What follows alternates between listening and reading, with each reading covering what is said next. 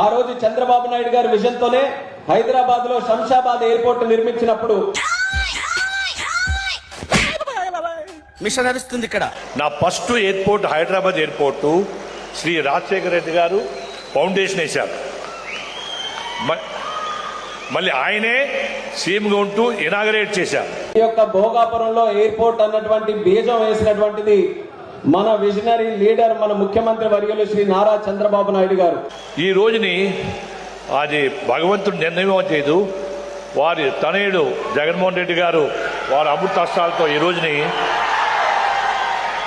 నాకు ఫౌండేషన్ వేయడం అది రెండో సంతోషమైంది. నిజంగాను వారే దీన్ని మళ్ళీ ఇనాగరేట్ చేయాలని నేను భగవంతుడిని కోరుకుంటున్నాను. నేను ఈ స్థాయికి ఈ రోజు ప్రాజెక్ట్ ఇక్కడికి విచ్చేసిందనంటే దానికి చాలా మందికి మనం ధన్యవాదాలు తెలియజేయాలి. ముఖ్యంగా జిఎంఆర్ గ్రూప్ కి, ఆనరబుల్ సీఎం గారికి మా జిఎంఆర్ తరఫున నేను హామీ ఇస్తున్నాను.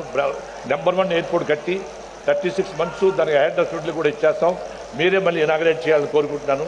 నాకు అవకాశం ఇచ్చినందుకు చాలా థాంక్స్. మరో 3 ఏళ్లలో ఈ ప్రాజెక్టు పూర్తయి ఈ ఎయిర్పోర్టు 2026 నాటికి ఇక్కడ నుంచే, ఇదే భోగాపురం నుంచే విమానాలు ఎగిరే పరిస్థితి వస్తుంది అని చెప్పడానికి కూడా సంతోషపడతా ఉన్నా.